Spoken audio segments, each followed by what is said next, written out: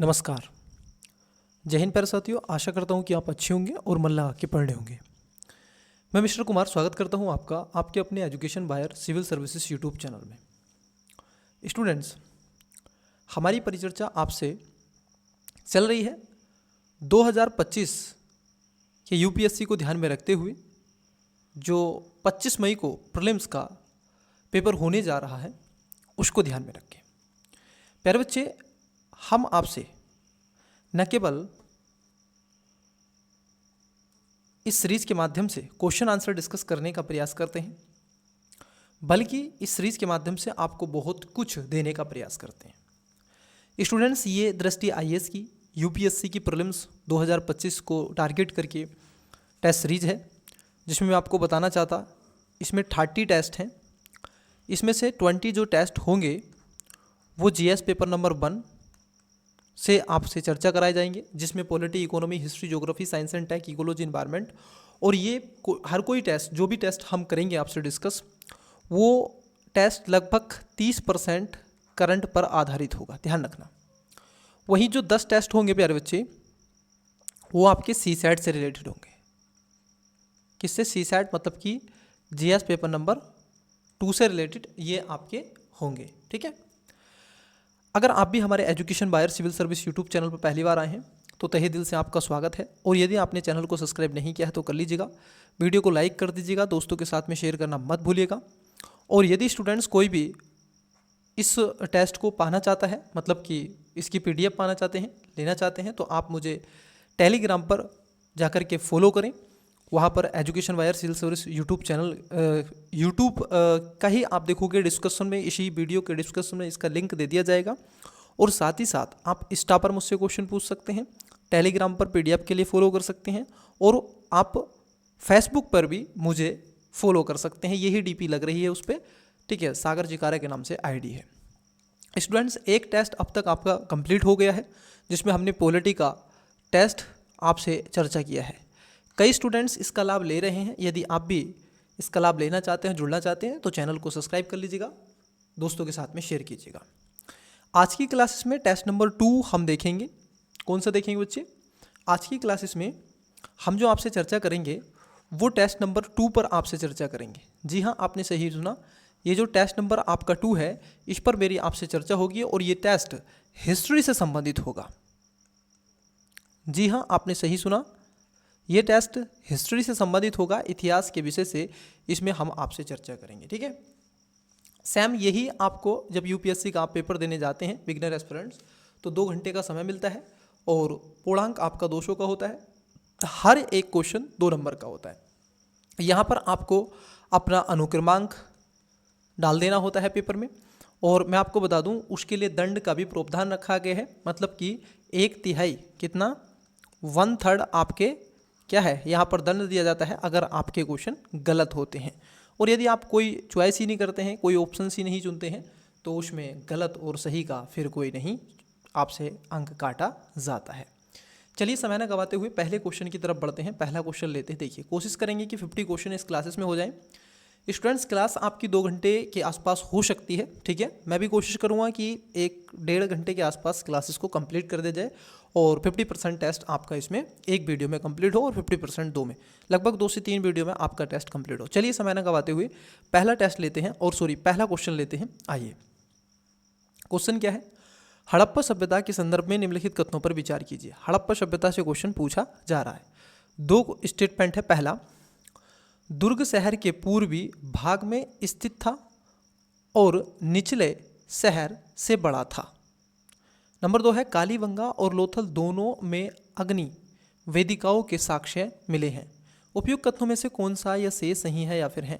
Option number ए केवल 1, B केवल 2, सी 1 और 2 दोनों, डी ना तो 1 नहीं 2। वीडियो को पॉज करें, करेक्ट आंसर बताएं।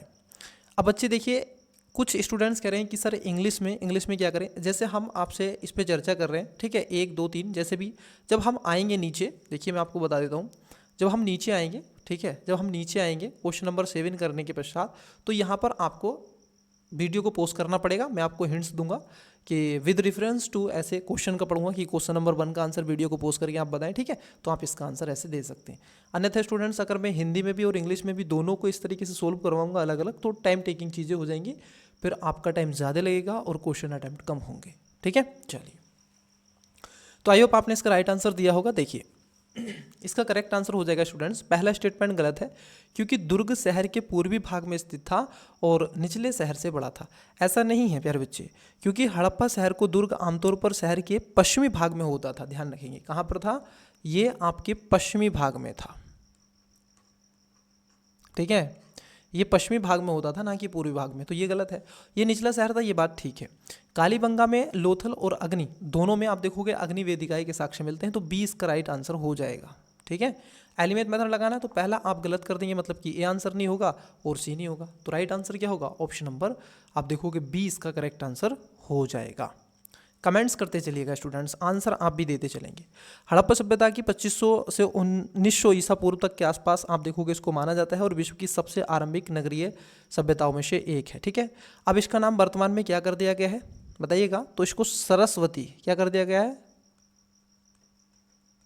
सरस्वती, ठीक है, सभ्यता कर दिया गया है। क्या कर दिया गया है, सरस्वती सभ्यता के नाम से अब इसको जाना जाता है। नेक्स्ट क्वेश्चन देखिए, क्वेश्चन क्या है समझना जरा क्वेश्चन को। क्वेश्चन है आपका, निम्नलिखित में से कौन बौद्ध धर्म में भिक्षुणी बनने वाली पहली महिला थी। अब ये क्वेश्चन आपने मल्टीपल जब आप देते हैं, ठीक है, टेस्ट भी कहीं भी देते हैं तो ऐसे क्वेश्चन पूछ ले जाते हैं, ठीक है। कौन थी ऐसी जिसने सबसे पहले वो भिक्षुणी बनी थी। Option number A Mahaprajapati Gomati, B Khema, C Punna और डी यशोधरा। वीडियो को पोस्ट करें, करेक्ट आंसर बताएं। बड़ा इजी सा क्वेश्चन है, आप आई होप आपने इसका राइट आंसर बताया होगा। देखिए इसका करेक्ट आंसर सभी बच्चे दे रहे हैं, इसका राइट आंसर है ऑप्शन नंबर ए। जो महाप्रजापति गोमती थी, जो इनकी मौसी थी, कौन थी ये, इनकी मौसी थी, क्योंकि इनकी माता की जो डेथ थी वो पहली हो गई थी इनको जन्म देने के उपरांत। और ये जो मौसी थी इनका एक मित्र था भगवान बुद्ध का, गौतम बुद्ध के एक मित्र थे, और उनके कहने पर क्या हुए, इनको मतलब कि महिलाओं के लिए आप देखोगे क्या थे, संघ के दरबार खोले थे, ठीक है, संघ में प्रवेश उन्होंने दिया था। तो ये पहली ऐसी महिला थी जो इसमें प्रवेश की थी, ये इनकी ही फैमिली से रिलेटेड थी, मतलब कि इनकी माता थी, ठीक है, आप ऐसे कह सकते हैं।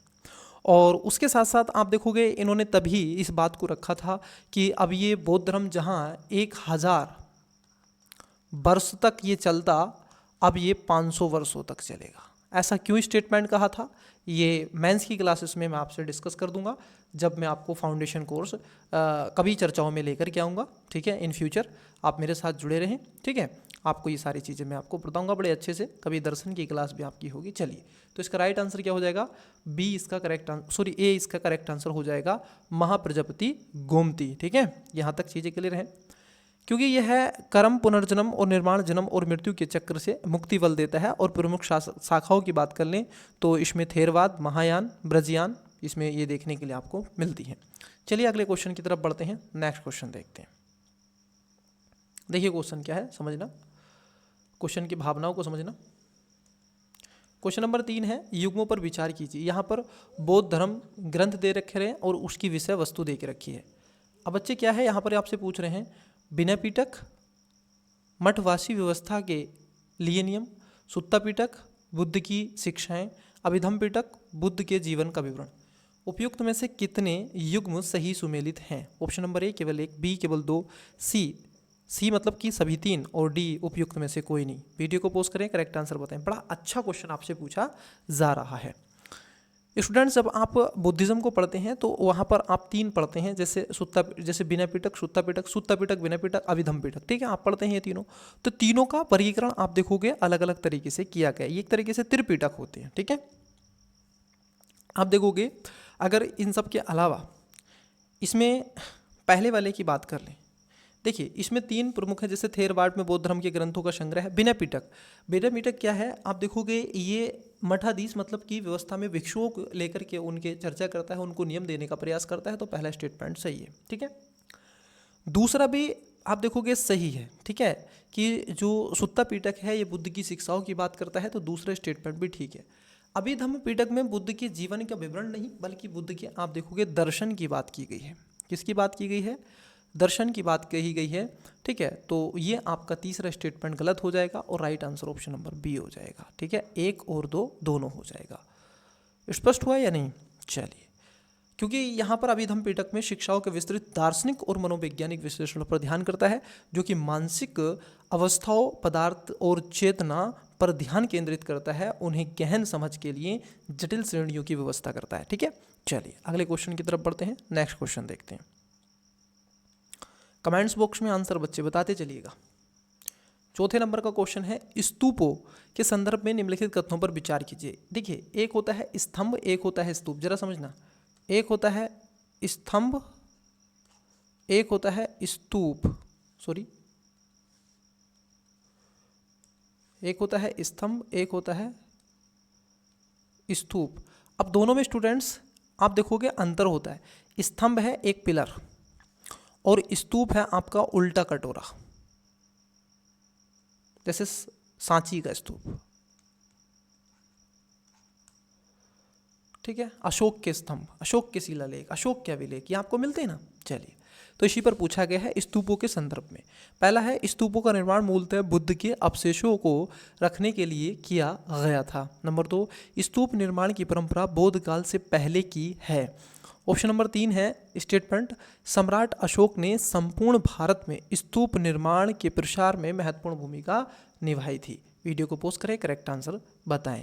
आई होप आपने इसका राइट आंसर बताया होगा। चलिए देखिए प्यारे बच्चे, इसमें तीनों स्टेटमेंट आपके क्या हो जाएंगे? सही हो जाएंगे। मतलब कि कौन सा सही है? ऑप्शन नंबर ए केवल 1 और 2, बी केवल 2 और 3, सी केवल 1 और 3 और डी इसका राइट आंसर। तीनों बातें ठीक है, मतलब कि डी इसका करेक्ट आंसर हो जाएगा। क्यों हो जाएगा? क्योंकि आप देखोगे अगर स्तूप की बात कर लें तो एक तरीके से क्या है, ये अस्थियों को रखा जाता है, ये बात एकदम ठीक है। और इनकी उत्पत्ति पहले से हो गई थी, क्योंकि संबद्ध एक तरीके से बौद्ध धर्म से पूर्व, लेकिन इसके साथ निकटता से एक जुड़ी हुई है, तो इससे ये चीज़ें देखने के लिए आपको मिलेंगी।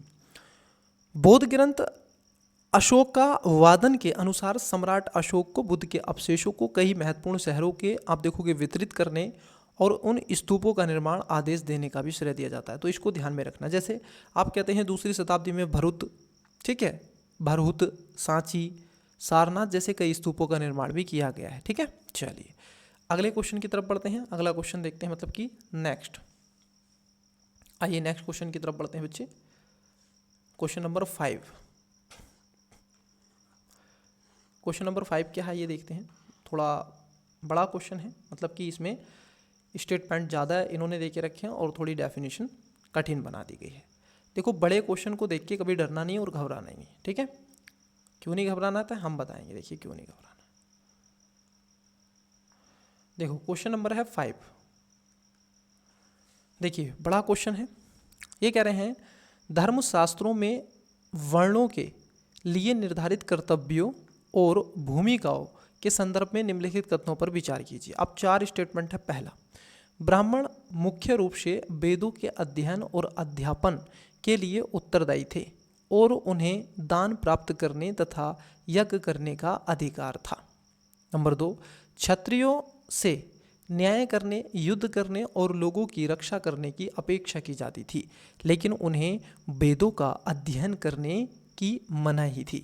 नंबर 3, वैश्यों को व्यापार और कृषि में भाग लेने की अनुमति थी, लेकिन वे यज्ञ हेतु वित्त सहायता प्रदान करने के लिए जिम्मेदार थे। चौथा है इसमें, शूद्रों को भूमि के स्वामित्व से स्पष्ट रूप से वंचित किया गया था तथा उन्हें 3 उच्च वर्णों की सेवा करने की भूमिका सौंपी गई थी। उपयुक्त कथनों में से कौन सा या से सही है या फिर है? ऑप्शन नंबर ए केवल 1, 3 और 4, बी केवल 1 और 4, 2 और 4, सी केवल 1, 2 और 4, डी केवल 1 और 3। वीडियो को पॉज करें, करेक्ट आंसर बताएं। देखिए यहाँ पर जो दूसरा स्टेटमेंट है ये आपका गलत है, क्योंकि आधा स्टेटमेंट सही है कि क्षत्रियों को वास्तविक रूप से आप देखोगे न्याय करने और युद्ध करने और लोगों की रक्षा करने की उनसे अपेक्षा की जाती थी कि आप ऐसा करेंगे, ठीक है। लेकिन यहाँ पर कह रहे हैं उन्हें वेदों का अध्ययन करने की मनाही थी, ये गलत है। सर अगर आप देखोगे जब आप बुद्ध की बात करते हो, ठीक है, जब आप बुद्ध की बात करते हो तो बुद्ध कौन थे? बुद्ध एक राजा के ही तो पुत्र थे, ठीक है। अगर आप देखोगे किसी ऐसे, ज़्यादातर आप देखोगे जैसे बुद्ध का ही मैं एग्जाम्पल ले रहा हूँ, इनको देखोगे तो ये भी क्या थे? एक क्षत्रिय थे। तो इन्होंने वेदों का भी ज्ञान था, इन्होंने उन चीज़ों को पढ़ा था, ठीक है। तो इसलिए दूसरा स्टेटमेंट गलत है। अब जब दूसरा स्टेटमेंट गलत है तो आंसर आप समझ सकते हैं, मतलब कि आंसर बी नहीं होगा और आंसर आपका सी नहीं होगा। यहाँ पर स्टेटमेंट चौथा भी गलत है कि शूद्रों, समझना यहाँ पर यह भी गलत है, शूद्रों को भूमि के स्वामित्व से स्पष्ट रूप से वंचित कर दिया गया था, उन्हें तीनों सेवा करने की भूमिका सौंपी गई थी। ऐसा नहीं है कि उनको वंचित कर दिया गया था स्पष्ट रूप से, बल्कि उसमें उनको कुछ राइट्स दे के रखे थे, ठीक है। ये बात हकीकत है कि ये बात एकदम राइट है कि 3 वर्णों की सेवा करने की भूमिका सौंपी गई, लेकिन धर्मशास्त्रों में उन्हें भूमि स्वामी होने के रूप में स्पष्ट रूप से प्रतिबंधित नहीं किया गया था, ठीक है। हालांकि उनके व्यवसाय सामाजिक प्रतिष्ठा को कठोर रूप से विनियमित किया गया था कि वो ऐसा ना करें, लेकिन ऐसा नहीं था, उनके पास में भूमि भी थी। तो यहाँ पर दूसरा और चौथा गलत है, तो जहाँ 4 है वो भी गलत हो जाएगा। पहला और तीसरा इसमें करेक्ट है कि मतलब आंसर इसका डी हो जाएगा, 1 और 3। चलिए अगले क्वेश्चन की तरफ बढ़ते हैं। आई होप आपको क्वेश्चन विजिबल हो रहा है। देखिए क्वेश्चन क्या है। क्वेश्चन नंबर 6 समझना था। क्वेश्चन नंबर 6 क्या करें? निम्नलिखित में से कौन सा आरंभिक भारतीय समाज में गृहपति की भूमिका का सबसे सटीक रूप से वर्णित करता है? गृहपति के बारे में पूछ रहा है। ऑप्शन नंबर ए है यज्ञ करने के लिए जिम्मेदार एक धार्मिक नेता, यज्ञपति। क्या पूछा है आपसे? गृहपति, ठीक है, गृहपति एक शब्द दे दिया गया। बी एक परिवार का मुखिया जो भूमि, श्रम और अन्य संसाधनों पर नियंत्रण रखता था। सी किसानों से लेकर वसूले का प्रभारी एक स्थानीय गवर्नर। डी राजा के दरबार का एक सदस्य जो कूटनीति के लिए उत्तरदायी होता है। बताइएगा वीडियो को पोस्ट करके करेक्ट आंसर क्या है। ये गृहपति की बात कर रहे हैं। तो देखो गृहपति का मतलब है गृह से, किससे है? गृह मतलब कि घर से, ठीक है। तो एक परिवार का मुखिया जो भूमि, श्रम और अन्य संसाधनों पर नियंत्रण रखता था उसको गृहपति बोलेंगे, मतलब कि बी इसका करेक्ट आंसर हो जाएगा, ठीक है। और आरंभिक समाज में यह गृहपति का अर्थ होता है घर मुखिया से, ठीक है। तो इसको ध्यान में आपको रखना है। चलिए अगले क्वेश्चन की तरफ बढ़ते हैं। नेक्स्ट क्वेश्चन देखते हैं। देखिए क्वेश्चन क्या है। क्वेश्चन को समझना बच्चे। आई होप आपने क्वेश्चन को क्लियरिटी समझ ली होगी। देखिए क्वेश्चन क्या है। आरंभिक भारत में भूमि अनुदान के संदर्भ में निम्नलिखित कथनों पर विचार कीजिए। अब 3 स्टेटमेंट है। पहला, भूमि अनुदान मुख्यतः ब्राह्मणों और धार्मिक संस्थाओं को दिया जाता था। 2, अधिकांश भूमि अनुदानों को दर्ज कराने के लिए ताम्र पात्रों का उपयोग किया गया। 3, महिलाओं के पास भूमि स्वामित्व या दूसरों को जमीन देने का कोई साक्ष्य प्राप्त नहीं हुए हैं। उपयुक्त कथनों में से कौन सा या सही है या फिर है? ऑप्शन नंबर ए केवल 1 और 2, बी केवल 1 और 3, सी केवल 2 और 3, डी 1, 2 और 3। वीडियो को पोस्ट करें, करेक्ट आंसर बताएं। क्वेश्चन नंबर 7 का राइट आंसर क्या है? देखिए पहला स्टेटमेंट की बात कर लें। ये कह रहे हैं कि भूमि अनुदान के बारे में आपसे पूछा गया है कि भूमि अनुदान मुख्यतः ब्राह्मणों और धार्मिक संस्थाओं को दिया जाता था। बात एकदम सही है। अधिकांश भूमि अनुदानों को दर्ज कराने के लिए ताम्रपत्रों का उपयोग किया गया था। ये भी ठीक है, परंतु तीसरा स्टेटमेंट गलत है कि महिलाओं के पास भूमि स्वामित्व या फिर दूसरों को जमीन देने का कोई साक्ष्य प्राप्त नहीं हुए। ये तीसरा गलत है। क्यों गलत है? क्योंकि आप देखोगे बच्चे ऐसे कई प्रमाण आपको देखने के लिए मिलेंगे जहाँ पर ये बात मिलेगी कि विधिक ग्रंथों के अनुसार महिलाओं का भूमि पर अधिकार नहीं था, फिर भी कुछ अपवाद थे। चंद्रगुप्त द्वितीय की रानी और बेटी प्रभावती गुप्ता आप देखोगे भूमि की स्वामित्व थी, ठीक है, और उन्होंने इसे दान भी दिया था, ठीक है। तो इसलिए कुछ ना कुछ ऐसे एग्जाम्पल आपको मिल जाते हैं। अक्षिम वर्ड है, दूसरों को जमीन देने का कोई साक्ष्य नहीं, भू स्वामित्व नहीं, तो ये तो गलत था। कुछ महिलाएं विशेषकर जो सत्ता के महत्वपूर्ण पदों पर थीं वे विधिक ग्रंथों में निर्धारित सामान्यतः प्रतिबंधों के बावजूद भी भूमि का स्वामित्व और हस्तांतरण कर सकती थी। ये भी मुद्दा था। तो जहाँ 3 है वो कट कर देंगे। अब देखो तीसरा गलत है, मतलब किसी आंसर नहीं है, बी आंसर नहीं है, डी नहीं, तो बचा कोई ए इसका राइट आंसर है। आपको दो भी नहीं पता थे, तीसरा पता है तो आप जब भी आंसर निकाल सकते थे। चलिए नेक्स्ट क्वेश्चन। हाँ, तो जो इंग्लिश वाले स्टूडेंट्स थे वो देख लीजिएगा। आप कह रहे थे ना कि सर इंग्लिश में भी बताइएगा पहले क्वेश्चन का आंसर वीडियो को पोस्ट करके। Question number 2 question, who among the following was the first women to, बताइएगा। क्वेश्चन नंबर 3 देखिएगा, कंसिडर द फॉलोइंग स्टेटमेंट, बताइएगा। चौथे नंबर का क्वेश्चन वीडियो को पोस्ट करके बताइएगा आंसर। 5वें नंबर का क्वेश्चन लीजिए आराम से, चारों स्टेटमेंट पढ़िए, विकल्प लीजिए, बताइएगा आंसर। 6 नंबर क्वेश्चन पढ़िए, which of the following best describes the role of, बताइएगा।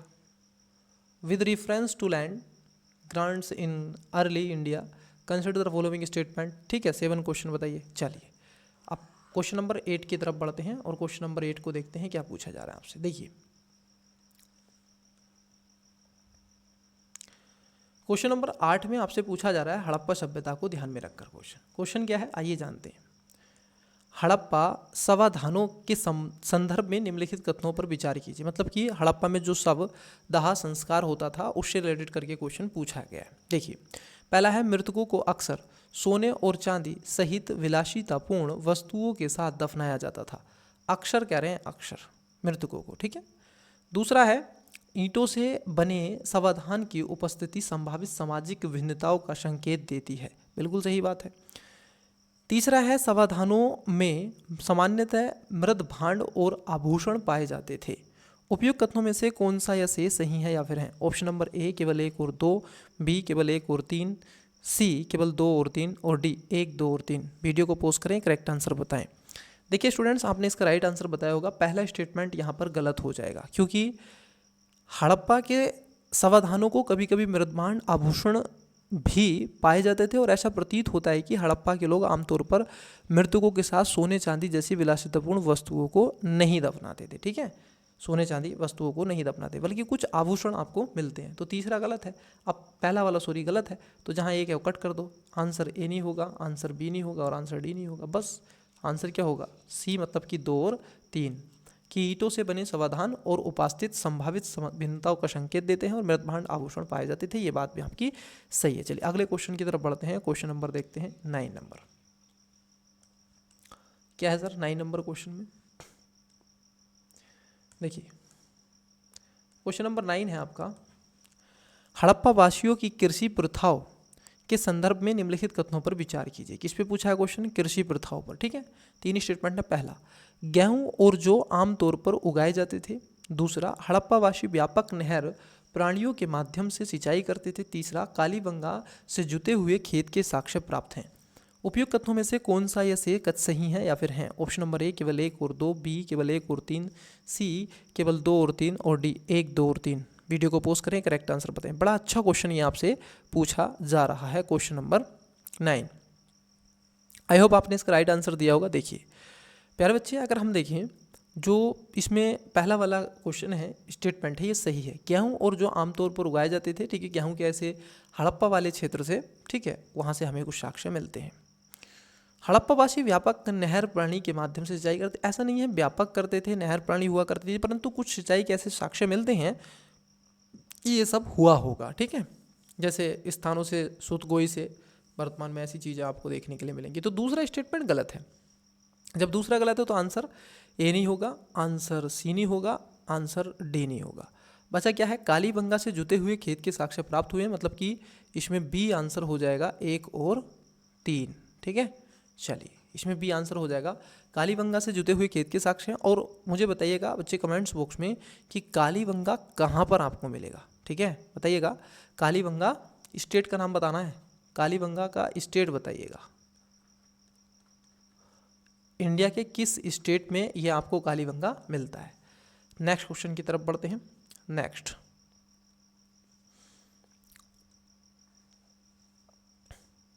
देखिए सर, बहुत ही बढ़िया क्वेश्चन पूछा जा रहा है। पहले हम क्या करेंगे, ऑप्शंस बाद में देखेंगे, पहले हम क्वेश्चन को पढ़ लेते हैं। देखिए क्वेश्चन क्या है, ठीक है, पहले क्वेश्चन को जान लेते हैं, स्टेट ऑप्शंस को बाद में देखेंगे। इट्स क्लियर है नो? हाँ देखिए, क्वेश्चन आपका बच्चे पूछा गया है, चुनावी बॉन्ड योजना के संदर्भ में निम्नलिखित कथनों पर विचार कीजिए। मतलब कि चुनावी बॉन्ड योजना लेकर के आई थी 2017 में गवर्नमेंट लेकर के आई, ठीक है इसको। अब देखिए है क्या, इसके बारे में क्वेश्चन पूछा गया क्योंकि अब ये रद्द कर दिया है सुप्रीम कोर्ट के डिसीजन के अनुसार। 3 स्टेटमेंट है। पहला, बिना किसी उच्च सीमा निर्धारण के यह राजनीतिक दलों को कॉरपोरेट फंडिंग की अनुमति देती है।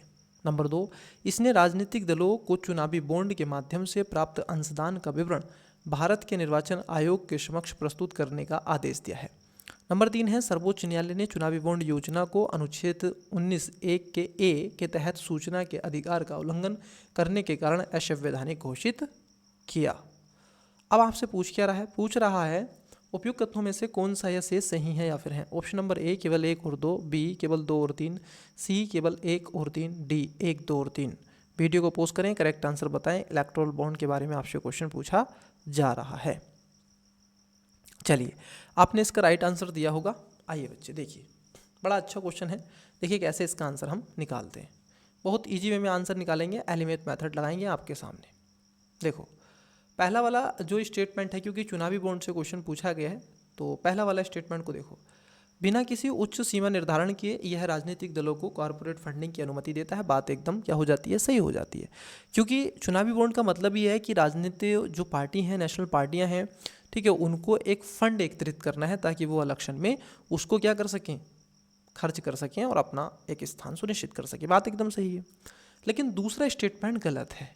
इसने राजनीतिक दलों को चुनावी बॉन्ड के माध्यम से प्राप्त अंशदान का विवरण भारत के निर्वाचन आयोग के समक्ष रखने का आदेश दिया। नहीं, निर्वाचन आयोग के समक्ष नहीं स्टेटमेंट स्टूडेंट्स, आप देखोगे भारत के निर्वाचन सूचना के माध्यम से नहीं, बल्कि यह अनियमितता और योजना की आलोचनाओं में से एक था। ठीक है, तो इसलिए इसको रखा गया। तो अब देखो दूसरा गलत है। अब दूसरा गलत है, 2 देखिए कहाँ है। तो आंसर ए नहीं होगा, आंसर बी नहीं होगा, आंसर डी नहीं होगा। आंसर क्या है, सी, मतलब कि 1 और 3 इसमें करेक्ट आंसर हो जाएगा। और ये बात एकदम सत्य है कि इसको जो आपका फंडामेंटल राइट्स 19 का 1A है, ठीक है, उसका क्या हो रहा है, ये उल्लंघन हो रहा है। ठीक है, चलिए अगले क्वेश्चन की तरफ बढ़ते हैं। नेक्स्ट क्वेश्चन देखते हैं।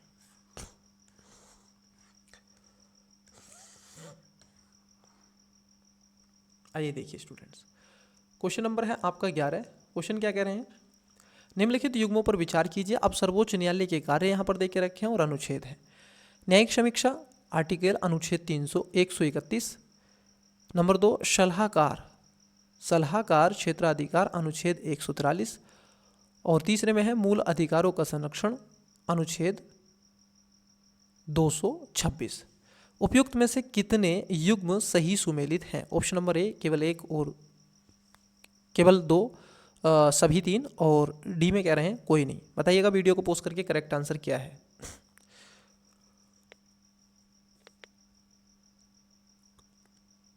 आई होप आपने इसका राइट आंसर दिया होगा बच्चे। चलिए देखो, पहला वाला स्टेटमेंट की बात कर लें तो पहला वाला स्टेटमेंट सही नहीं है। ठीक है, क्योंकि भारतीय संविधान के अनुच्छेद 131 के तहत तो राज्यों के बीच में राज्यों के विवादों को सुलझाने की बात करता है, ठीक है, ना कि इसकी बात करता है। तो ये तो क्या हो जाएगा, आपका गलत हो जाएगा। ठीक है, न्यायिक समीक्षा कब होती है सर, न्यायिक समीक्षा की बात की जा रही है ना, तो संविधान के आर्टिकल 13, आर्टिकल 32, आर्टिकल 226, इन 3 पर होती है। तो पहला वाला क्या है, गलत है। जो आपका सलाहकार क्षेत्राधिकार है वो आप देखोगे सही है। राष्ट्रपति को ऐसे संवैधानिक विषयों पर जब राष्ट्रपति मांगते हैं कि हमें इस पर सुझाव चाहिए, तो ऐसी स्थिति में सर्वोच्च न्यायालय को देना होता है। मूल अधिकारों का संरक्षण की बात कर लें तो संविधान के अनुच्छेद 226 की बात की गई है, ये सुमेलित नहीं है। ठीक है, ये सुमेलित क्यों नहीं है, क्योंकि सर्वोच्च न्यायालय है, सुप्रीम कोर्ट में पूछ रहा है, और आर्टिकल आप देखोगे 32 के तहत इसको अधिकार है, जबकि 226 के तहत हाई कोर्ट को अधिकार है। ठीक है, तो यहाँ पर आप देखोगे तीसरा भी स्टेटमेंट गलत है। पूछ रहा है आपसे सही, तो केवल 1 इसमें सही है, मतलब कि ऑप्शन नंबर ए इसका करेक्ट आंसर हो जाएगा। चलिए अगले क्वेश्चन की तरफ बढ़ते हैं। नेक्स्ट देखिए, क्वेश्चन क्या है बच्चे, आइए जान लेते हैं क्वेश्चन के बारे में। मैं इसको थोड़ा रफ कर देता हूँ ताकि आपको विजुअल इससे थोड़ा सा मतलब कि इंट्रैक्शन होता है, थोड़ी सी डिस्टर्बनेस हो जाती है हिंदारियों को देख करके स्टूडेंट्स को। तो चलिए 12 नंबर है राष्ट्रीय विधिक सेवा प्राधिकरण मतलब कि NALSA के संदर्भ में निम्नलिखित कथनों पर विचार कीजिए।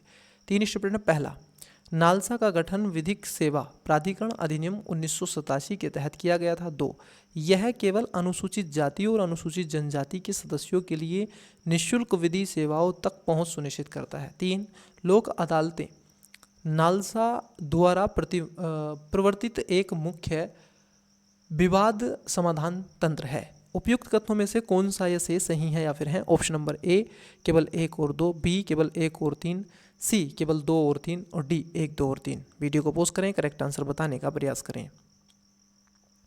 आई होप आपने इसका राइट आंसर दिया होगा बच्चे, क्योंकि नालसा से रिलेटेड क्वेश्चन पूछा गया है। देखिए पहला वाला स्टेटमेंट एकदम ठीक है कि नालसा का गठन जो आपके विधिक सेवा प्राधिकरण 1987 के तहत लाया गया था, परंतु यह केवल अनुसूचित जाति और जनजाति की बात नहीं करता है।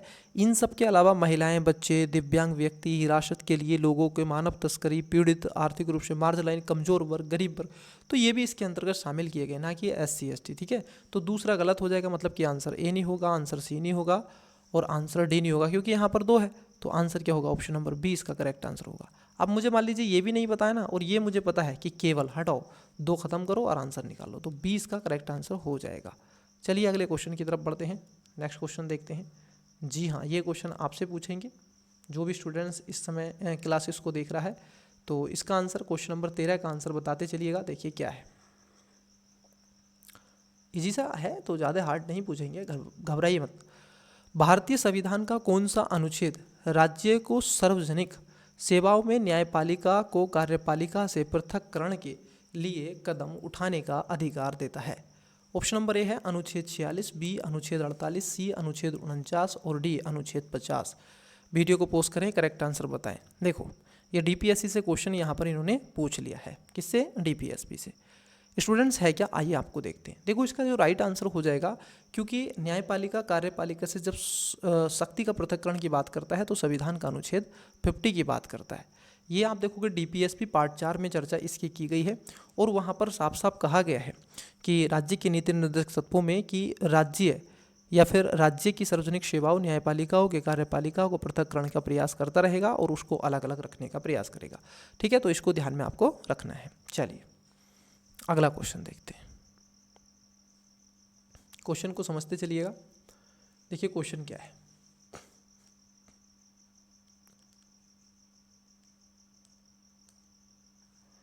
क्वेश्चन है आपका, भ्रष्टाचार बोध सूचकांक CPI 2023 के संदर्भ में निम्नलिखित कथनों पर विचार कीजिए। अब भ्रष्टाचार सूचकांक आपसे पूछा है। अब क्वेश्चन में देखिए 3 स्टेटमेंट है। पहला, भ्रष्टाचार बोध सूचकांक ट्रांसपेरेंसी इंटरनेशनल द्वारा जारी किया जाता है। नंबर 2, नॉर्वे विश्व का सबसे कम भ्रष्ट देश है। 3, वर्ष 2023 में 180 देशों में से भारत ने 93वां स्थान प्राप्त किया। उपर्युक्त कथनों में से कौन सा या से सही है या फिर है? ऑप्शन नंबर ए केवल 1, बी केवल 2 और 3, केवल 1 और 3, सी केवल 1 और 2 और डी 1, 2 और 3। वीडियो को पॉज करें, करेक्ट आंसर बताएं। बड़ा अच्छा क्वेश्चन है।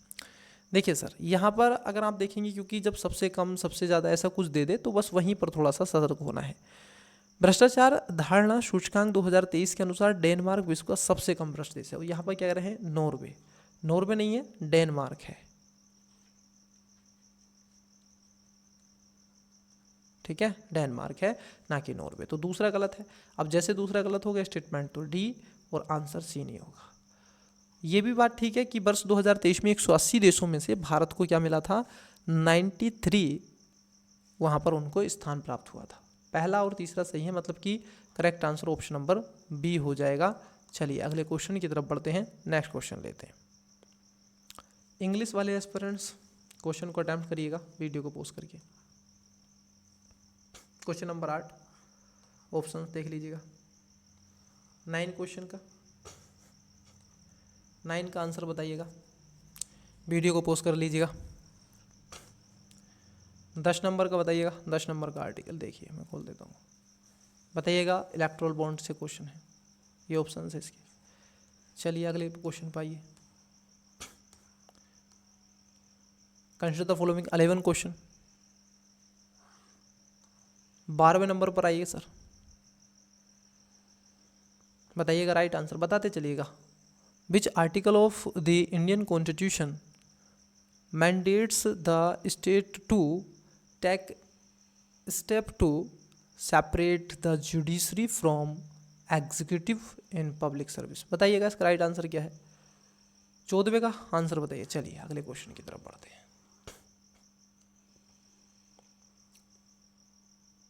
देखिए क्वेश्चन क्या पूछा जा रहा है।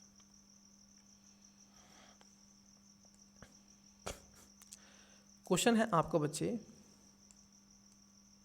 15 नंबर। ये कह रहे हैं नेबरहुड फर्स्ट नीति NFP के संदर्भ में निम्नलिखित कथनों पर विचार कीजिए। दो स्टेटमेंट है। पहला, नेबरहुड फर्स्ट नीति NFP की अवधारणा वर्ष 1947 में शुरू की गई थी, जिसका उद्देश्य भारत के अपने पड़ोसी देशों के साथ संबंधों को सुदृढ़ करना था।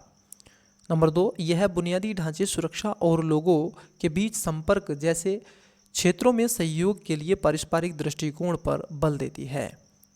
उपर्युक्त कथनों में से कौन सा या से सही है या फिर हैं? ऑप्शन नंबर ए केवल 1, बी केवल 2, सी 1 और 2 दोनों, डी ना तो 1 और ना ही 2। वीडियो को पॉज करें, करेक्ट आंसर बताने का प्रयास करें। आई होप आपने इसका राइट आंसर दिया होगा। देखिए बच्चे, ये जो पहला स्टेटमेंट है ये गलत है। ठीक है, ये कह रहे हैं नेबरहुड जो फर्स्ट नीति पॉलिसी थी भारत की है, ये 1947 में नहीं है बच्चे। ठीक है, मैं कहता हूँ जब डेट आपको दे दे थोड़े से सतर्क हो जाइए। ये 2008 में शुरू की गई थी। ठीक है, तो पहला गलत है। दूसरा भी गलत है कि यह बुनियादी ढांचे, सुरक्षा और लोगों के बीच संपर्क जैसे क्षेत्रों में सहयोग के लिए पारस्परिक दृष्टिकोण पर बल देता है।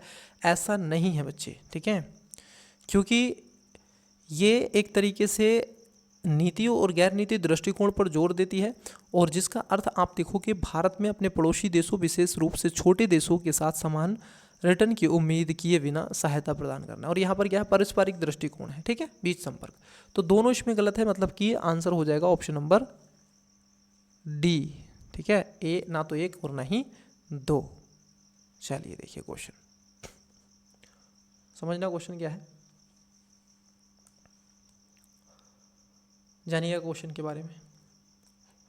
निम्नलिखित राज्यों पर विचार कीजिए। अब यहाँ पर 5 स्टेटमेंट है। पहला अरुणाचल प्रदेश, दूसरा मेघालय, तीसरा नागालैंड, चौथा असम और 5वां मणिपुर। उपर्युक्त राज्यों में से कितने राज्य म्यांमार के साथ में सीमा साझा करते हैं? ऑप्शन नंबर ए केवल 2, बी केवल 3, सी केवल 4 और डी सभी 5। ये मैपिंग से क्वेश्चन पूछा गया है, और किससे पूछा है? म्यांमार। देखिए, जब आप नॉर्थ ईस्ट बनाते हैं तो कुछ यूं ऐसे बनाते हैं। ठीक है, नॉर्थ ईस्ट आपका कुछ यूं ही इस तरीके से बन जाता है। मान लीजिए ये नॉर्थ ईस्ट है। ठीक, अब यहाँ पर म्यांमार आपका देश है। यहाँ पर देखो कितने देश हैं, अरुणाचल प्रदेश, नागालैंड, मणिपुर, मिजोरम। अब ये मेघालय तो ऊपर इधर है, तो यहाँ पर लगभग 4 राज्यों से लगता है। किससे? अरुणाचल प्रदेश, नागालैंड, मणिपुर, मेघालय और असम से नहीं लगता है। तो 3 है इसमें, केवल 3 इसमें सही है, मतलब कि इसका बी राइट आंसर हो जाएगा। ये मैपिंग बेस्ड क्वेश्चन है, और इसमें कोई इतना बड़ा लोचा है नहीं कि आपको बहुत ज़्यादा कुछ करना पड़ेगा। बस आपने मैप आपको देखना होना चाहिए, मैप को आपने अच्छे से देखा हो। नेक्स्ट क्वेश्चन है, high ambition coalition for nature and peoples के संदर्भ में निम्नलिखित कथनों पर विचार कीजिए। स्टूडेंट्स, ये क्वेश्चन क्या पूछा गया है, ये इसको समझने का प्रयास करते हैं। देखो क्वेश्चन नंबर 17 है। हाँ, पहला स्टेटमेंट है, प्राकृतिक संरक्षण और जैव विविधता सुरक्षा के प्रयासों को गति देने के लिए इसका नेतृत्व अमेरिका द्वारा किया गया था। बी 2, यह कोएलिशन का लक्ष्य वर्ष 2030 तक विश्व की कम से कम 30% भूमि पर महासागर को संरक्षित करना है। 3, Bharat high ambition coalition for nature and peoples का सदस्य है। उपयुक्त कथनों में से कौन सा ये सही है या फिर है? ऑप्शन नंबर ए केवल 1 और 3, बी केवल 1 और 2, सी केवल 2 और 3, डी 1, 2 और 3। स्टूडेंट्स बताइएगा वीडियो को पोस्ट करके इसका राइट आंसर क्या होगा। देखिए, जैसे आपको पता चला पहला इसमें गलत है कि प्राकृतिक संरक्षण और जैव विविधता सुरक्षा के प्रयासों को गति देने के लिए इसका नेतृत्व अमेरिका ने किया था। नहीं, इसका नेतृत्व अमेरिका ने नहीं, जबकि इसका जो नेतृत्व था फ्रांस और कोस्टा रिका द्वारा किया गया था। किसके द्वारा? फ्रांस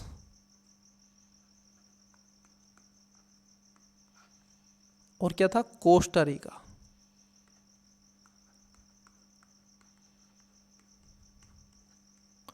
कोस्टा रिका, ठीक है, ये दो देशों के द्वारा शुरू किया गया था।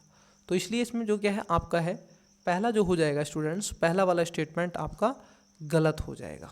ठीक है, पहला वाला स्टेटमेंट क्या हो जाएगा? गलत हो जाएगा। अब जब पहला आपका गलत हो गया तो ए आंसर नहीं है, बी आंसर नहीं है और डी आंसर नहीं है। आंसर क्या है? सी इसका राइट आंसर हो जाएगा। मतलब कि 1, 2 और 3 इसमें करेक्ट आंसर आपको देखने के लिए मिलेगा। चलिए 18वें नंबर पर बात कर लेते हैं। 18वें नंबर का क्वेश्चन देखते हैं। देखिए 18वां नंबर क्या है। निम्नलिखित देशों पर विचार कीजिए। अब यहाँ पर 5 हैं। पहला संयुक्त राज्य अमेरिका, दूसरा संयुक्त अरब अमीरात, तीसरा भारत, चौथा फ्रांस और 5वां इंडोनेशिया। अब ये कंट्री आपसे पूछ के अब आपसे क्या पूछ रहा है उसके बारे में जानते हैं। देखिए पूछ क्या रहा है, पूछ क्या रहा है, अब जरा इसको देखना, यहाँ पे है सब कुछ। उपयुक्त में से कौन से देश UFI ट्राइलेटरल के सदस्य हैं? ऑप्शन नंबर ए 1, 3 और 4, बी 1, 4 और 5, सी 2, 3 और 4, डी 2, 4 और 5। वीडियो को पॉज करें, करेक्ट आंसर बताएं। तो जो UFI जो ट्रायल के सदस्य हैं, आप देखोगे ट्राइलेटरल के, तो इसमें दूसरा, तीसरा और चौथा ये इसके मेंबर हैं। स्टूडेंट्स आप देखोगे भारत, फ्रांस, UAE ने नाभिकीय और सौर ऊर्जा जलवायु परिवर्तन समन पर जैव विविधता के संरक्षण के लिए इसको आगे लाने का प्रयास किया। और ट्राइलेटरल इस पहल का आरंभ किया गया था 2022 में। कब हुआ था ये? 2022 में इसको स्टार्ट किया गया था न्यूयॉर्क में। संयुक्त राष्ट्र महासभा के दौरान चर्चा की गई, जिसका उद्देश्य सहकारी परियोजनाओं को डिज़ाइन करने की क्रियान्वयन करने के लिए मंच तैयार करना था। ठीक है, तो इसमें दूसरा, तीसरा और चौथा सही हो जाएगा, मतलब कि सी इसका करेक्ट आंसर हो जाएगा। चलिए अगले क्वेश्चन की बात कर लेते हैं। अगला क्वेश्चन देखते हैं। BRICS rapid information security channel मुख्य रूप से केंद्रित है। अब देखो ये पूछ रहा है BRICS rapid information security channel. Option number A BRICS देशों के बीच रक्षा संबंधी सूचनाओं का आदान प्रदान, बी केंद्रीय बैंकों के बीच साइबर खतरों संबंधी सूचना के आदान प्रदान को सुगम बनाना, सी परमाणु ऊर्जा सुरक्षा से संबंधित जानकारी साझा करना, या डी वार्षिक बैठकों और उनके विषयों के बारे में विवरण साझा करना। BRICS rapid confidential security channel, इसके बारे में क्वेश्चन पूछा है। बताइएगा स्टूडेंट्स करेक्ट आंसर क्या है। और अभी ब्रिक्स का समिट भी हुआ है, तो इसका करेक्ट आंसर है केंद्रीय बैंकों के बीच में साइबर खतरे संबंधी सूचना को आदान प्रदान करने का सुगम बनाना है। ब्रिक्स की अभी समिट हुई थी, ठीक है, ब्रिक्स की अभी समिट हुई थी। कहाँ पर? रसिया में। रसिया का कौन सा था राज्य बताइए, जो छोटा सा एक प्रांत है उसका नाम बताइएगा। ठीक है, बड़ा ही अच्छा वो प्रांत आपसे पूछा गया है, तो उसको बताने का प्रयास कीजिएगा।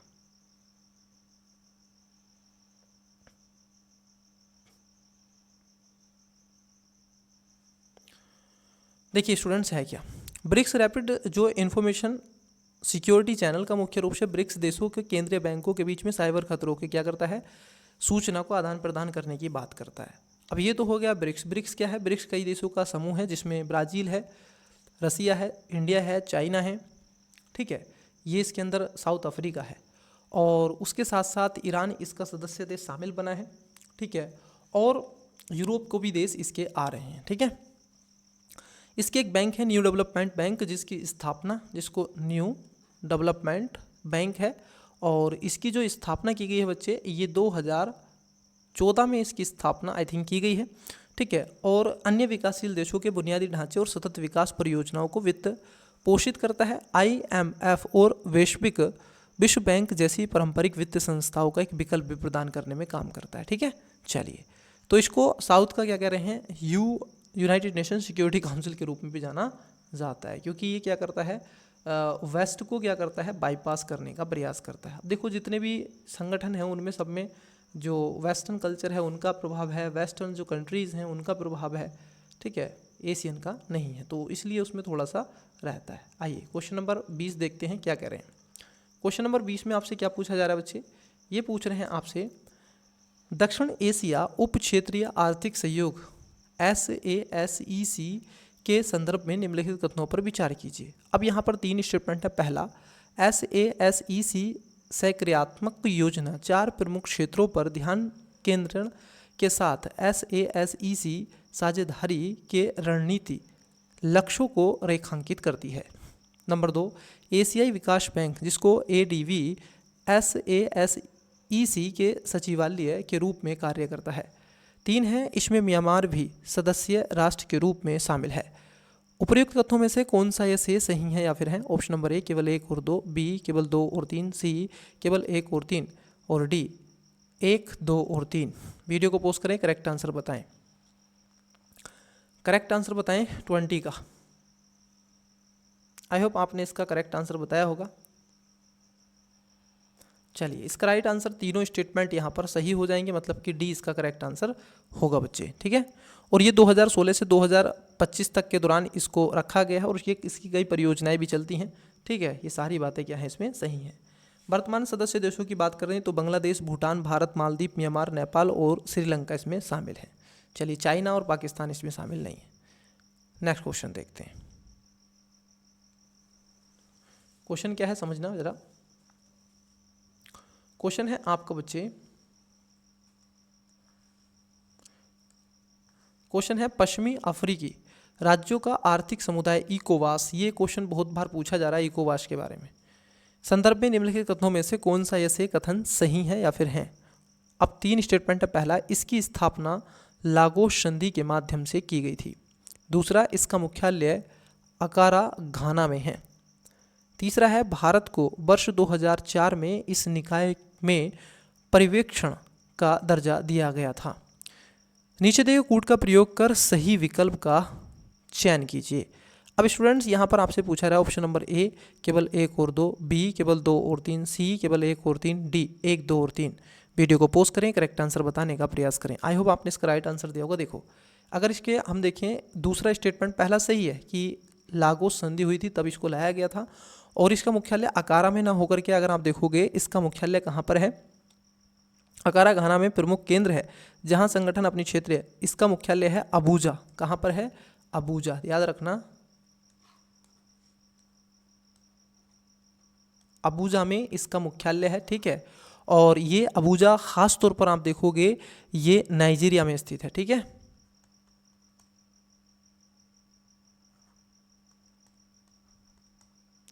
नाइजीरिया, ठीक है, नाइजीरिया में अवस्थित है। It's clear. अब देखो, दूसरा स्टेटमेंट क्या हो जाएगा आपका? गलत हो जाएगा। अब जैसे ही दूसरा स्टेटमेंट गलत हुआ, आंसर निकाल लीजिए। तो आंसर आपका इसमें ऑप्शन ए नहीं होगा, बी नहीं होगा और डी नहीं होगा, क्योंकि 1 और 3 इसका राइट आंसर है, मतलब कि दूसरा इसमें गलत है, मतलब कि सी इसका करेक्ट आंसर हो जाएगा। चलिए अगले क्वेश्चन की। इकोवास को आप देखें तो पश्चिमी अफ्रीकी राज्यों का आर्थिक समुदाय में 1975 में लागोस संधि के माध्यम से स्थापित किया गया, जिसका लक्ष्य है पश्चिमी अफ्रीका देशों के बीच में आर्थिक सहयोग को एकीकरण रूप से बढ़ावा देना है, ठीक है। चलिए, और वर्ष 2006 में आप देखोगे इसमें भारत ने इस समूह को 250 मिलियन अमेरिकी डॉलर मूल्य का ऋण दिया था, LOC दी थी, ठीक है। इकोवास संयुक्त राष्ट्र सुरक्षा परिषद में स्थायी सदस्य के लिए भारत के दावों का समर्थन भी करता है, और हाल ही में बुर्किना फासो और माली, नाइजीरिया ने पश्चिमी अफ्रीकी ब्लॉक जिसमें इकोवास के आप देखोगे तत्काल बाहर निकलने की घोषणा भी कर दी गई है। चलिए अगले क्वेश्चन की तरफ बढ़ते हैं, लेकिन उससे पहले इंग्लिश वाले बच्चे थोड़े से अलर्ट हो जाइएगा, क्वेश्चन को अटैम्प्ट कीजिएगा, वीडियो को पोस्ट कीजिएगा। 15 नंबर बताइएगा, 15, 16 नंबर क्वेश्चन,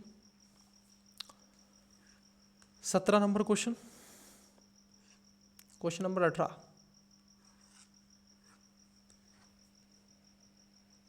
ऑप्शन देख लीजिए। 19 number question, 20 number question, 21 number question बच्चे। चलिए अगले क्वेश्चन की तरफ बढ़ते हैं। देखो पूछ क्या रहा है, ये कह रहे हैं आपसे निम्नलिखित देशों पर विचार कीजिए। अब यहाँ पर 5 स्टेटमेंट है। पहला यूनाइटेड किंगडम, दूसरा फ्रांस, तीसरा ऑस्ट्रिया, चौथा जर्मनी और पांचवा है पोलैंड। उपयुक्त में से कौन सा देश बाइमर ट्रायंगल में शामिल है? एक बाइमर ट्रायंगल बनता है, उसमें कौन सा शामिल है? ऑप्शन नंबर ए कहता है 1, 2 और 3, बी 3, 4 और 5, सी 2, 4 और 5, डी 2, 3 और 4। वीडियो को पॉज करें, करेक्ट आंसर बताएं। देखिए क्वेश्चन नंबर 22 का आपने राइट आंसर दिया होगा। चलिए देखो स्टूडेंट्स, इसके करेक्ट आंसर की बात कर लें तो देखो पहले आप देखो बाइमर जो आप देखोगे ट्रायंगल एक तरीके से फ्रांस और जर्मनी पोलैंड का एक क्षेत्रीय समूह है। किसका देश है? अब ये जो है ये बाइमर, इसमें 3 कंट्री शामिल हैं। कौन कौन से देश हैं? एक आपका फ्रांस इसमें मिलेगा, जर्मनी इसमें मिलेगा और पोलैंड इसमें मिलेगा। ठीक है, ये इसके अंदर देश शामिल है। ठीक है, और 1991 में इसको बनाया गया था, 1991 में इसकी स्थापना की गई थी। ठीक है, स्थापित किया गया और इसमें 3 यूरोपीय देशों के बीच में सहयोग संवाद को बढ़ावा देने के लिए इसको लाया गया। इसका गठन उस समय हुआ जब पोलैंड आप देखोगे दशकों के साम्यवाद से उभरा था। यह तीनों देशों के बीच में राजनीतिक सहयोग के लिए एक मंच प्रदान करता है। तो इसलिए इसमें कौन कौन से देश हैं? इसमें फ्रांस है, जर्मनी है और पोलैंड है। ठीक है, दूसरा, चौथा, पांचवा। तो राइट आंसर क्या है? सी इसका करेक्ट आंसर हो जाएगा बच्चे। ठीक है, चलिए यहाँ पर यूनाइटेड किंगडम और ऑस्ट्रिया नहीं है। नेक्स्ट क्वेश्चन है आपका अगला, नंबर देके रखा है क्या? 23 नंबर है, निम्नलिखित में से कौन सा यूरोपीय संघ के मिशन एस्पाइडस का प्राथमिक उद्देश्य है? ऑप्शन नंबर ए ईरान समर्थित हूती हमलों से लाल सागर में जहाज़ों की रक्षा करना, बी भूमध्य सागर में व्यापार मार्गों की निगरानी करना, सी अरब सागर में मत्स्य को विनियमित करना और डी लाल सागर क्षेत्र में पर्यटन को बढ़ावा देना। वीडियो को पोस्ट करें, करेक्ट आंसर बताएं। देखिए स्टूडेंट्स, ये क्या है इसके बारे में जान लेते हैं। ये जो आपका मिशन एस्पाइडस का जो प्राथमिक उद्देश्य है, अगर आप इसकी बात कर लें तो इसमें आपको क्या मिलेगा बच्चे? इसमें कई चीज़ें आपको देखने के लिए मिलेंगी। देखिए है क्या स्टूडेंट्स, इसमें होता क्या है, इसमें होता क्या है इसका पहले आंसर देखते हैं। ठीक है, इसका राइट आंसर पहला है कि ईरान समर्थित हूती हमलों से लाल सागर में जहाज़ों की रक्षा करने को लिए क्या किया गया? मिशन एस्पाइडस यूरोपीय संघ के द्वारा शुरू किया गया था, जैसे अमेरिका ने भी किया था। तो इसको शुरू क्योंकि जहाज़ ईरान के समर्थित हूती हमलों से बचाने के लिए किया गया था।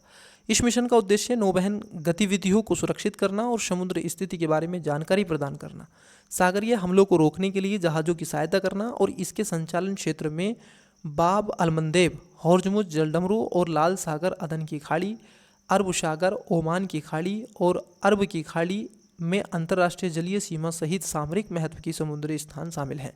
यह मिशन क्षेत्र में समुद्री रक्षा सुनिश्चित करने और महत्वपूर्ण व्यापार के साथ साथ आप देखोगे मार्गों की रक्षा करने और यूरोपीय संघ का प्रयास का एक हिस्से के रूप में जाना जाता है। तो आपसे पूछा जाएगा मिशन एस्पाइडस, ठीक है, इसका प्राथमिक उद्देश्य क्या है? नेक्स्ट क्वेश्चन देखिए, क्वेश्चन क्या है? ग्रे जोन वारफेयर के संदर्भ में निम्नलिखित कथनों पर विचार कीजिए। 2 स्टेटमेंट है। पहला, इसका सामान्य अर्थ अंतर्राष्ट्रीय संबंधों में प्रत्यक्ष संघर्ष और शांति के बीच मौजूद एक अस्पष्ट नीति है। नंबर 2, इसमें अक्सर साइबर हमले, दुष्प्रचार अभियान और आर्थिक दबाव शामिल होते हैं। उपयुक्त कथनों में से कौन सा कथन या से सही है या फिर है? ऑप्शन नंबर ए केवल 1, बी केवल 2, सी 1 और 2 दोनों, डी 1 ना तो 1 ना ही 2। वीडियो को पोस्ट करें, करेक्ट आंसर बताएं। आपने इसका राइट आंसर दिया होगा। यहाँ पर ग्रे जोन आप देखोगे वारफेयर, सामान्य अर्थ है अंतर्राष्ट्रीय संसाधनों और संघर्ष और शांति के बीच में समझौता अस्पष्ट नीति को है। इसमें अक्सर साइबर हमले और दुष्प्रचार अभियान और आर्थिक दबाव को शामिल करते हैं। तो इसका राइट आंसर क्या हो जाएगा बच्चे? सी इसका करेक्ट आंसर हो जाएगा। मतलब कि दोनों बातें इसमें क्या है आपकी करेक्ट है। इट्स क्लियर है नो? तो इसको क्या है आपको ध्यान में रखना है। चलिए अगले क्वेश्चन की तरफ बढ़ते हैं और इस क्लास का आज का लास्ट क्वेश्चन लेते हैं। 25 नंबर ही मेरा उद्देश्य रहेगा, इसमें 25 क्वेश्चन ही करें, ठीक है, फिर लेंथ बहुत बड़ी हो जाएगी, ठीक है, क्वेश्चन में बहुत ज़्यादा बड़ा क्वेश्चन हो जाएगा। चलिए देखेंगे 25 या 26, 30 जो भी करेंगे, 30 क्वेश्चन ले लेंगे। क्या है? किस संगठन ने हाई स्पीड एक्सपेडेबल एरिएटल टारगेट्स मतलब कि हीट अभ्यास डिजाइन किया है? कौन सा हीट अभ्यास? Option number A Hindustan aeronautics limited, B Larsen and टर्बो, सी बेमानिकी विकास प्रतिष्ठान और D Bharat dynamics limited. Video को पोस्ट करें, करेक्ट आंसर बताएं। आई होप आपने इसका राइट आंसर दिया होगा। देखिए बेमानिकी विकास प्रतिष्ठान के द्वारा इसको किया गया, ऑप्शन नंबर सी, मतलब कि एक तरीके से हीट अभ्यास रक्षा अनुसंधान विकास डीआरडीओ की प्रयोगशाला और बेमानिकी प्रतिष्ठान मतलब कि एडीई के द्वारा डिजाइन किया गया है। ठीक है, इसको आपको ध्यान में रखना है। चलिए, तो ऐसा आपसे कई बार पूछा जाता है। मिसाइल विकास भी ऐसा पूछा गया है, लागत प्रभावी वगैरह वगैरह। तो 26 नंबर का क्वेश्चन देख लेते हैं। देखिए, चलिए 26 का नहीं, इस क्लासेस में इतना ही रहने देते हैं बच्चे, 25 क्वेश्चन में रहने देता हूँ। अगली जो क्लास होगी, ठीक है, उसमें लेंगे क्वेश्चन। तो आज की क्लासेस में स्टूडेंट्स क्या है कि आज की क्लासेस में बच्चे इतना ही रहने देते हैं। ठीक है, 25 क्वेश्चन ही आपसे डिस्कस करेंगे। कई बार बच्चे कहते हैं क्लास लंबी हो जाएगी। ठीक है, मैं 2 से 3 क्लासों में फुल टेस्ट को क्या करूँगा, कवर करूँगा, क्योंकि स्टूडेंट्स आप देखोगे जैसे आप वाकिफ़ हैं, जब आप ऑफलाइन या फिर टेस्ट देते हैं तो आपको क्या है 2 घंटे टेस्ट देना होता है। समझना, मैं आपको क्यों बता रहा हूँ, ताकि कई बच्चे कह रहे हैं एक क्लास में करवा दो 2 में, और फिर उसके बाद में 4 से 5 घंटे आपको अगर सही से एक क्वेश्चन आप पढ़ोगे, 1 से लगाकर 100 क्वेश्चन, तो आपको 4 से 5 घंटे का समय लगेगा पढ़ने में। ठीक है, सोल्व करने में। तो स्टूडेंट्स आप देखोगे टोटली लगभग 5 + 2 7 हावर हो गया। एक तो है एक एक घंटे की मैं 7 क्लासें आपको दूं, तो 7 क्लासों में एक टेस्ट करो, वो सही नहीं है, वो अनैतिक है बच्चों के लिए और उनके साथ खिलवाड़ होगा।